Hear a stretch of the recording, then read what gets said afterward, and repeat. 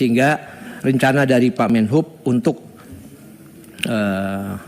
pulang mudik lebih dini itu bisa kita laksanakan dengan baik. Yang kedua, Pak Ketua, teman-teman, diskon tol, diskon tiket, Pak. Kenapa juga nggak ada Bapak menginisiasi diskon penyeberangan untuk mobil dan motor, Pak? Kan sama-sama diskon, Pak, sama-sama dalam suasana Lebaran.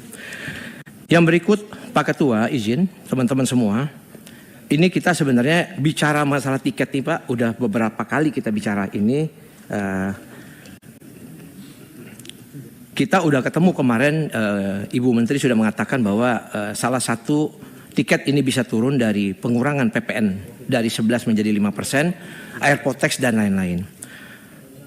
Yang menjadi pertanyaan saya, Pak, ya, bagaimana bisa, Pak, dari Jakarta ke Lombok itu 1,3 juta, sementara dari Jakarta ke Singapura hanya 700.000 dengan pesawat yang sama, Citylink, Pak, dengan durasi yang penerbangan yang sama, Pak, 1 jam 40 menit. Ini saya bicara dalam kondisi normal, Pak. Ya, nggak dalam suasana tahun baru atau suasana Lebaran. Kita lagi bicara suasana yang normal-normal sehari-hari.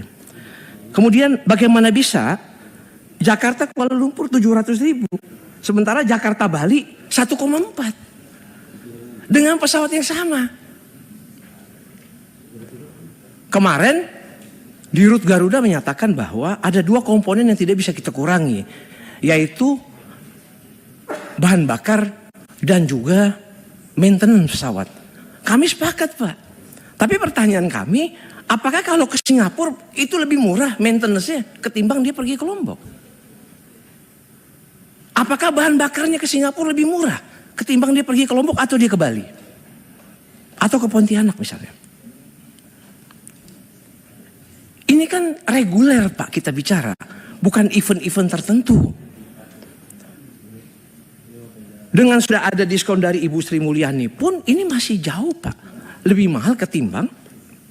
Saya bicara dalam kondisi normal ya, Pak. Tidak dalam kondisi-kondisi tahun baru.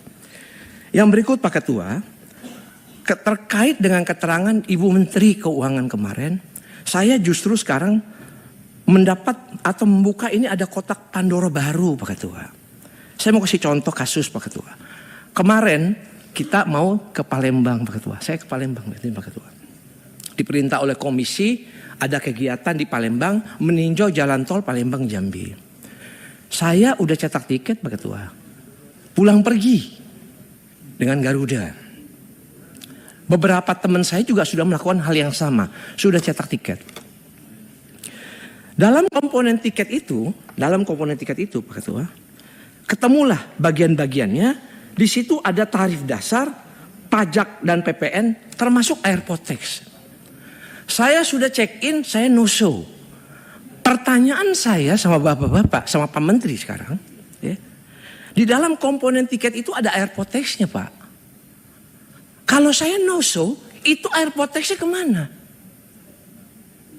Apakah sama maskapai disetorkan ke Angkasa Pura? Atau sama maskapai diambil? Diambil secara tidak sah? Atau disetorkan ke Angkasa Pura? Kalau disetorkan ke Angkasa Pura, kaitannya apa? Saya belum diservis, Pak. Saya belum diberi pelayanan oleh Angkasa Pura. Saya nggak datang, no show. Tiket tidak bisa dikembalikan 100%. Kalau saya hitung, Pak, ya. Bandara Soekarno-Hatta tahun 2024 itu melayani 54.800.000 penumpang. Kalau kita pukul rata, ini kan terminal 1 beda, terminal 2 beda, terminal 3 beda, Pak. Internasional berbeda. Kalau kita pukul rata-rata 150.000 saja, itu angkanya sekitar 8,8 triliun, Pak. Kalau saya hitung yang no show, Pak, itu 5% saja, itu angkanya dari Bandara Soekarno-Hatta aja, itu sudah 450 miliar. Pertanyaan saya dalam forum terhormat ini, itu uangnya disimpan di mana, Pak? Apakah di maskapai atau di Angkasa Pura? Saya mohon penjelasan, Pak. Begitu juga PPN yang 11%. Karena kalau kita beli PPN-nya masuk. Ini apakah disetor di negara Atau ini disimpan oleh maskapai, Pak? Saya yakin, Pak, izin karena Pak Menhub baru, pasti teman-teman Bapak ini tahu, Pak. Komponen-komponen ini kemana? Apakah ini legal atau tidak legal, Pak? Sah atau tidak sah? Bayangkan ini kejadian, Pak, bertahun-tahun lamanya, Pak. Jadi terkait dengan itu, pimpinan, pada kesempatan pertama di masa sidang berikut, saya minta kita hadirkan, Pak, maskapai, Angkasa Pura, termasuk Menteri Keuangan. Apakah Menteri Keuangan menerima PPN yang 11% tersebut? Dari penumpang-penumpang seperti kasus yang saya ini, yang no-show, Pak. Karena saya nggak berangkat, Pak. Kalau kita mau lihat aturan dari Menteri Keuangan, Pak, semestinya saya tidak bayar pajak. Terkait dengan itu, Pak Menteri. Jadi ini, Pak, catatan dari kami, dari fraksi Partai Nasdem. Mudah-mudahan ini bisa menjadi bahan kita semua, Pak. Ya, terkait sekali lagi, terus terang kami bosan, Pak, bicara masalah tiket ini, Pak. Demikian, terima kasih.